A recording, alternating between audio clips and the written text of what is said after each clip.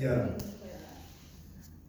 Yeah, it's I was thinking about the implications of writing about people that wasn't my family, and like do I have the right to write about them? And but then there's a whole other thing about like holding down and the power in that.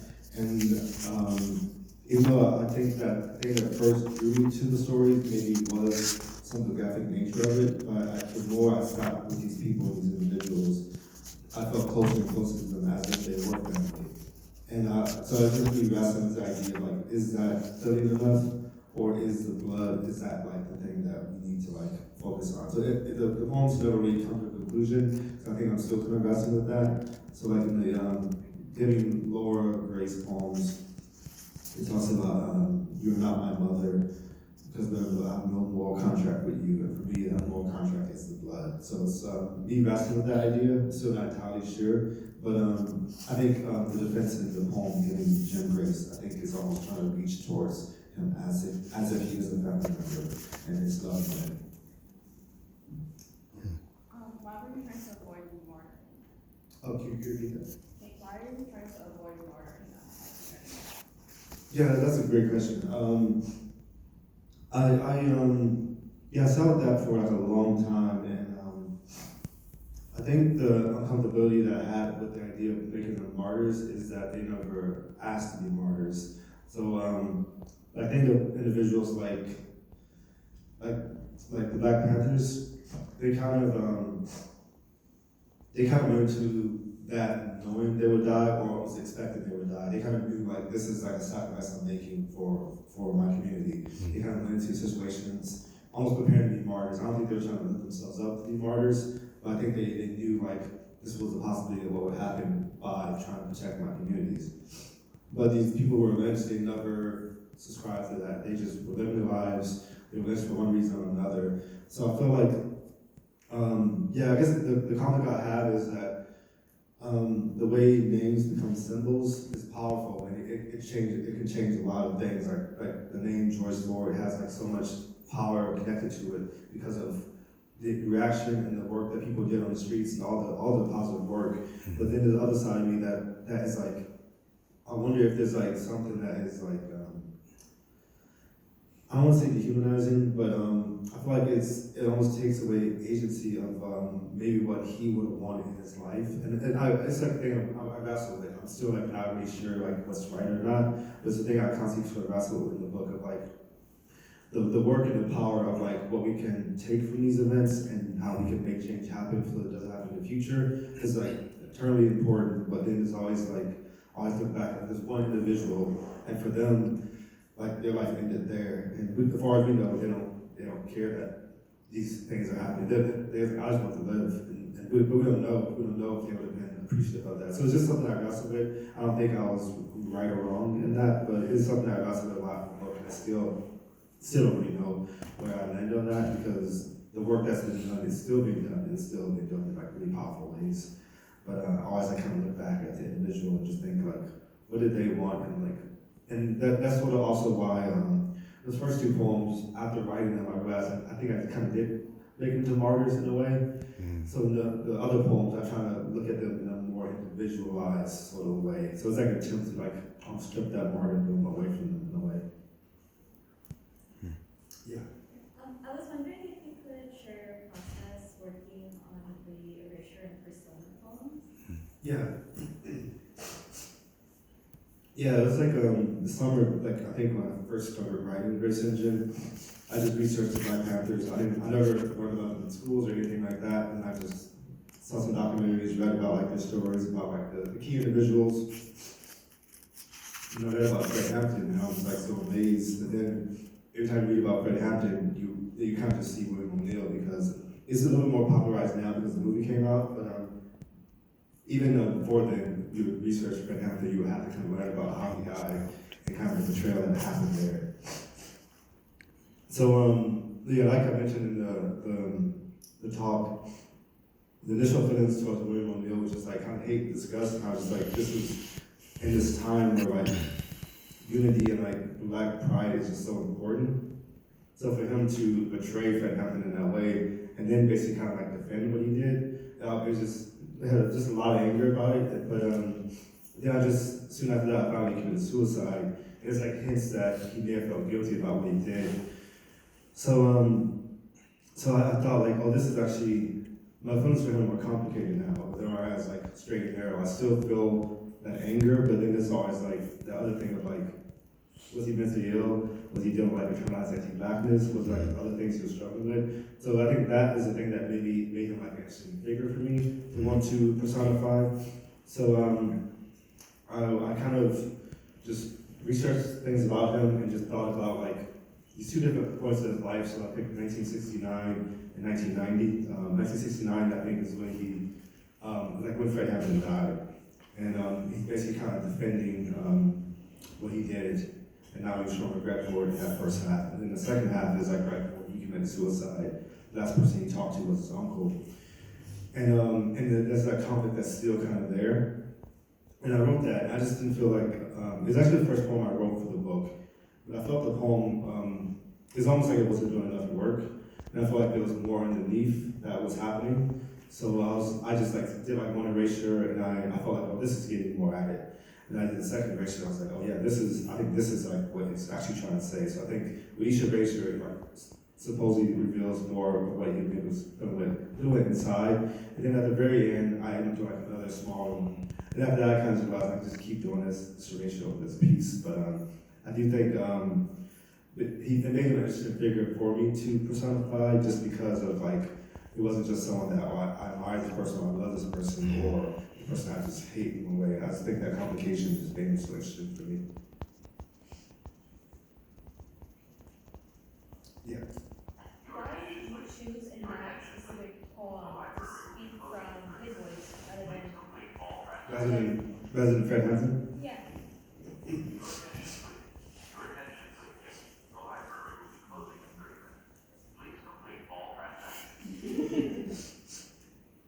Yeah, I think,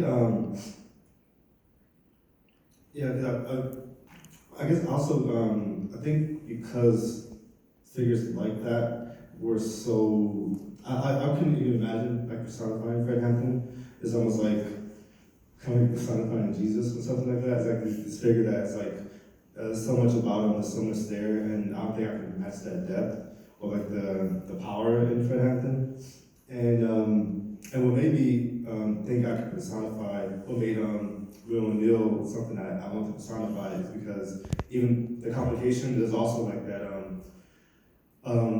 a connection in the sense that I think he was dealing with internalized anti-blackness, and something I dealt with when I was younger. And I was like, oh, I wonder if this point of connectivity makes it so that personifying his voice like a possibility. So I think that complication and that tension is necessary, but also that point of connection there too. So, and also I like the issue of mental health issues like in my family as well, when he committed suicide. So it's just like, I was like, oh, I have some sort of empathy towards him, and part of me feel like I shouldn't, but I still feel like that bit of empathy is still there, because at the end of the day, this black man who killed himself, with a black man who's dealing with internalized anti-blackness, or potentially.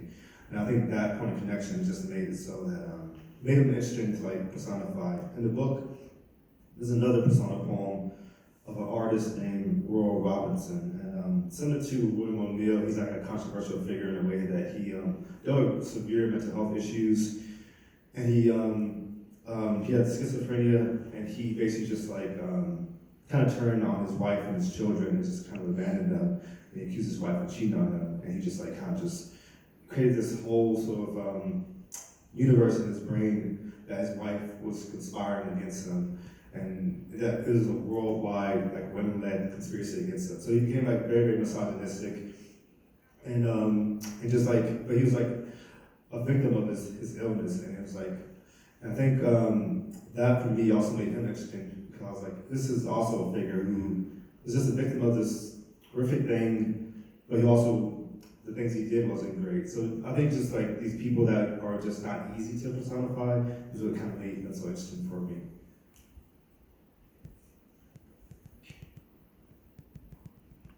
Yeah.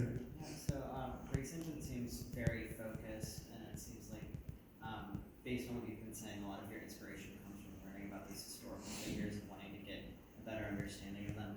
would you say that's typical of your inspiration process for writing, or do you draw inspiration from other sources? Yeah, the first book I wrote, the chapbook, is actually all about my mother, all about her life. And actually, that's actually the first poems I actually wrote was like in her voice. And then there's like this sort of open dialogue relationship with my mother where I asked her consent if I can write poems about her in her voice, and she gave me the okay. And I spent just years writing that. So I think for that one, it definitely was an obsession, maybe with the other or like something that's close to me. And but actually with Grace Engine, I felt like writing about my mother for like 4 to 5 years became like almost like an escape after a while. I didn't have to write any poems about myself for like that time. So for me, Grace Engine was like, I'm just gonna look incredibly inside and write these very personal things. But even in that, you kind of see like these other individuals are kind of still bouncing back between these individuals. But for me, it does feel like Grace Engine is a lot more internalized. I think those actually made some of the poems I didn't read. But the poems I read are definitely kind of, you can see the, either me kind of showing just positions between like myself and these others. But there are poems in the book as well that's kind of like more individualized as well. You mentioned that writing it sometimes felt like you were trying to personalize like Jesus. Like, would you say that one of the people you wrote about would look like kind of like Judas in a way? Yeah, that's perfect. Yeah, it's like because similar to like when the Judas committed suicide and yeah, it's like that moment of that moment of weakness and betrayal was what makes him like so interesting because he was like one of Jesus' like best friends and he had this one moment where he just like turned and he just life ended that way. So yeah, just like William O'Neill is basically is like a Judas character in a lot of ways. So yeah, it makes that just the complications of that character just so interesting, I think. Yeah. Not an easy question, so I'm sorry if I have time. But so when I think of grace, I think of a number of things like kindness, mercy, whether it's divine or someone giving it. So can you talk about what I know it's not a single thing that we see in the poems in Grace Engine, but what are some of the thoughts you had about grace? And who is it given to? And is it leaning towards being kindness or mercy, or is it salvation? Yeah, I think it kind of changed over time through the process of writing the book. Because I think with the poems about the lynched individuals, it kind of became ended giving grace to them, like a way to honor them. It's like maybe in your life you wasn't honored, or in your death you wasn't honored in a specific way. So I'm gonna attempt to like honor you through the act of writing poems about you, and like kind of the meditation and the patience that kind of comes with sitting with that. And then we think about the title, Grace Engine, like what is a Grace Engine? And for me, the Grace Engine was the process of working through trauma through the act of writing poetry. So I would take these experiences and kind of funnel it through the act of writing poetry, and what comes on the other side is the poem. But in that, there's like this sort of, usually, not necessarily introspection, but something that's like a look in that can help with trauma. But then as the book went out, I'm thinking about what Grace Engines, how they could exist in different ways. Like, I guess in some ways I'm hoping the book can be a Grace Engine for people that read it, or even in itself that I can be like a Grace Engine for others. So it's just like, it's almost like a processing machine that you can kind of put these experiences through. People can be Grace Engines for you in different ways. So I guess the book is kind of exploring the ways that you can kind of make it into this mechanism that's kind of can be funneled through. And hopefully you can like have like healing on the other side, or some sort of like salvation sounds very, very grandiose, but maybe like a type of salvation in some ways as well. Because there's like always that religious connection to grace, but I think there's a lot of religious allusions to the book, but I think it almost uses that to almost kind of form this new sort of thing. So you mentioned the poet Solman Sharif. I'm very familiar with the work as well, just from reading it in classes and being inspired by the themes in her poems that I'm also very fond of. So I wanted to hear a little bit more about like your process and just maybe like working with her or the inspiration, because it sounds like from what you were talking about, the way she framed the like topic of just like the perspective from which you can view these people's stories or their lives. I would love to hear a little bit more about like how that process was for you and how you got this inspiration from like another poet who writes poems just like you. Yeah. I think I was like maybe 5 or 6 poems in with Grace Engine. It was like very early, maybe like working for like a year, a little over a year. And then I got a chance to work with her at the Tin House, went to a workshop at the beginning of 2019. And I brought 2 first poems that I read and like another poem that I didn't read.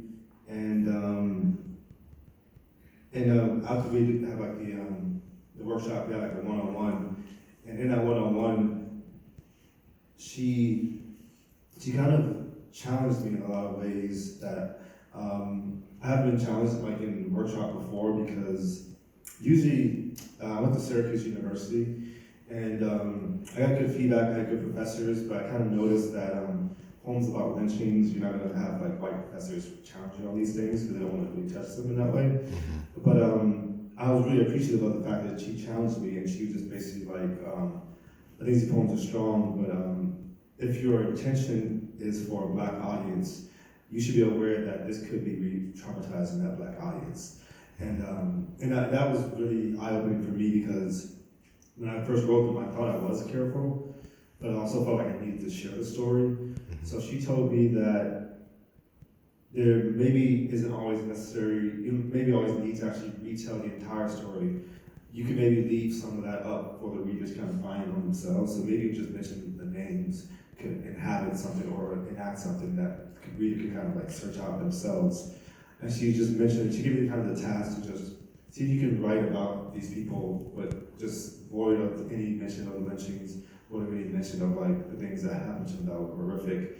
And it was really important, because it was like pushed back like in a very respectful way, just like, I think you can do better, I think you can do better for these individuals. And just her framing of it was just like so important for me in the entire process. And like I mentioned, I think it just completely changed what the book might have been, because I kept thinking about that, even not just so in those individuals, just the other people that come up in poems. I think I just, from now on as a poet, it's just something that's going to always be in my mind of like who I decide to talk about, the way I talk about them, and the way I can like potentially show them grace and hold space for them. So it's just like, she challenged me like very, very directly, but it was just in a way that you could tell it came from a place where she dealt with similar things in her work, and I dealt with that implication, the moral implications, ethical implications of like your writings. And that pushback just did like so much like important work for me, I think.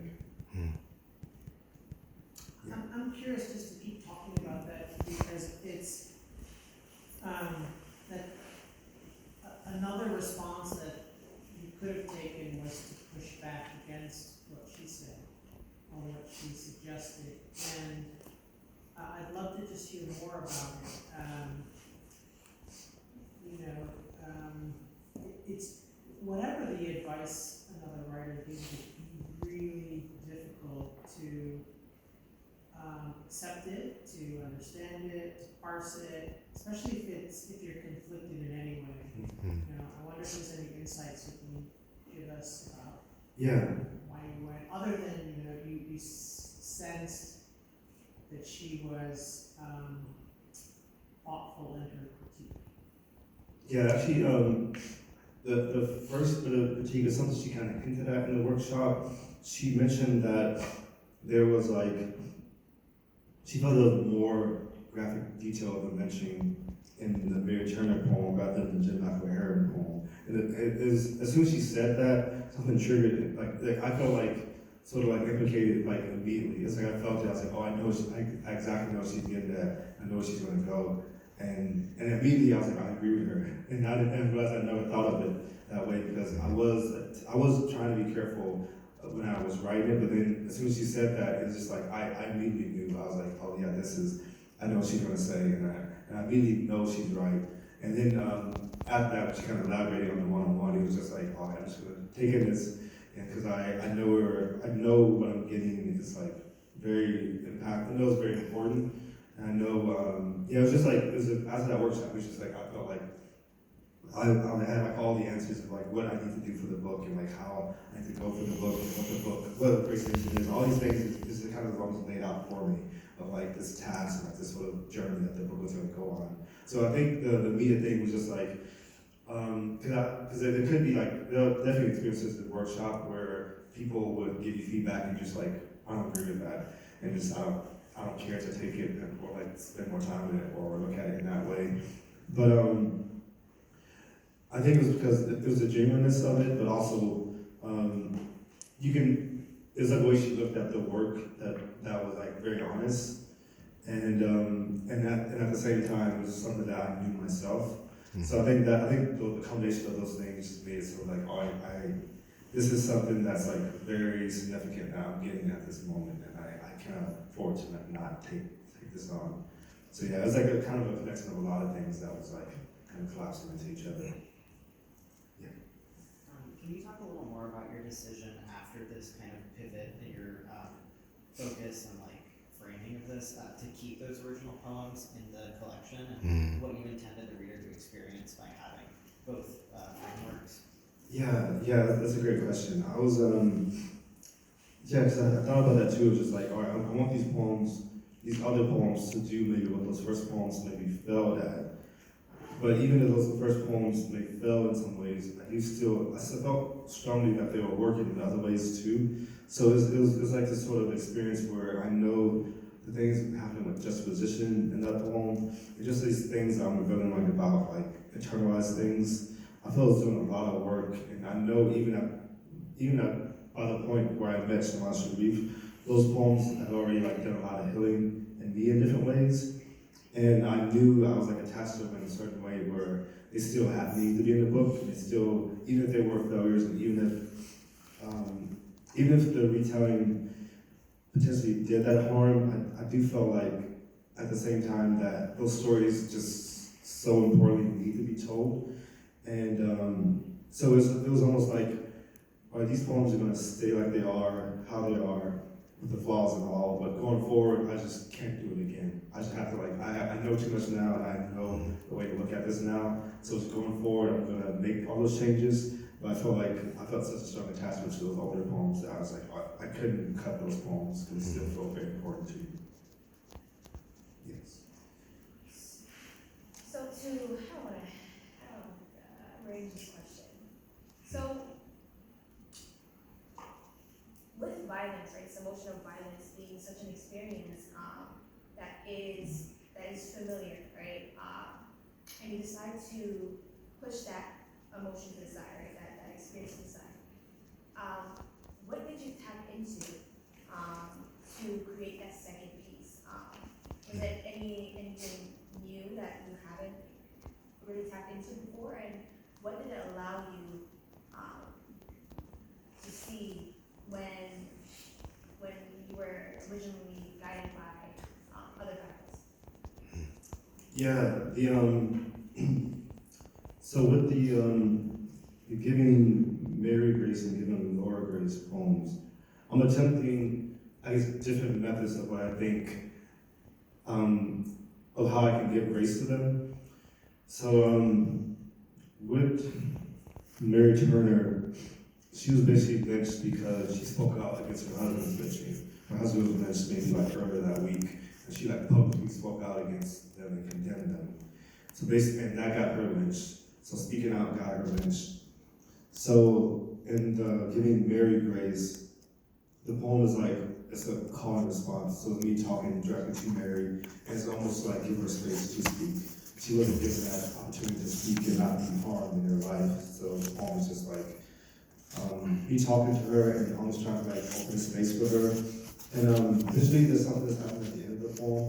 There's like almost like a question asked, and then there's like 3 blank sort of spaces. It's leaving her room to speak if she were to want to speak.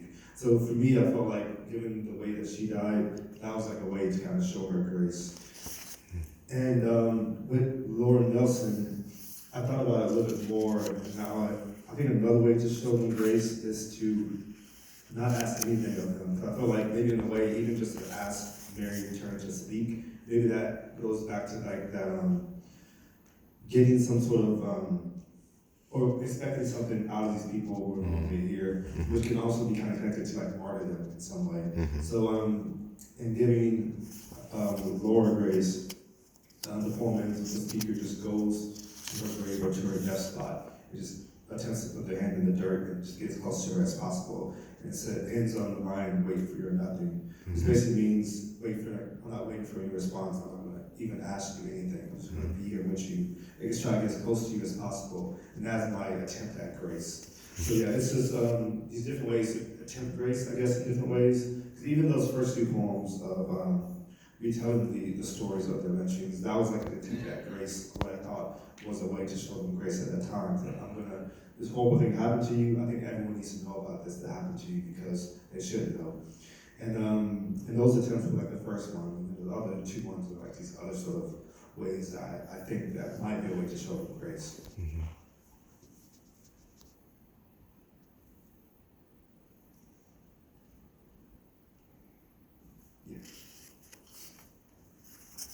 Maybe a little personal, but back to the grace issue.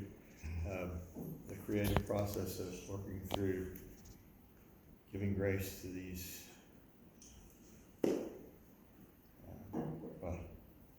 people in the poem. Did the process allow you to give yourself grace?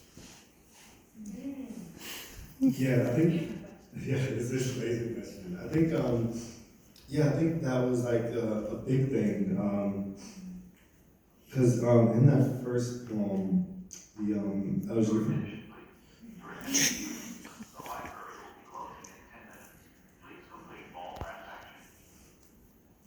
in the first poem,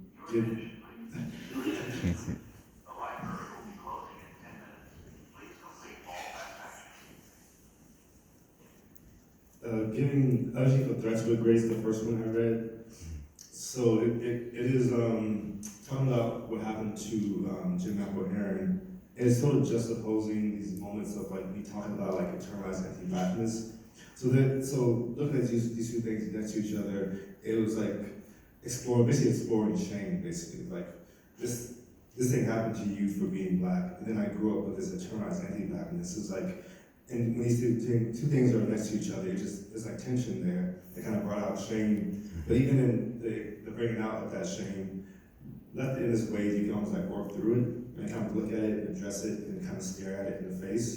And there's a few of the poems in the book that kind of like expose like personal shame, like internalized anti-blackness and things like that.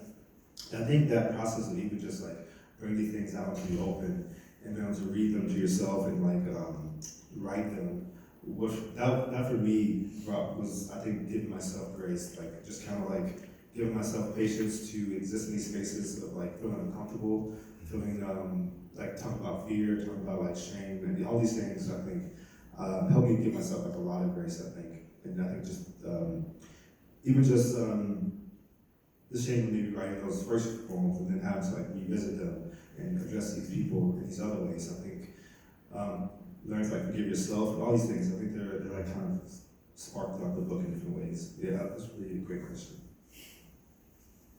Thank you for the answer. Thank you so much, Joshua.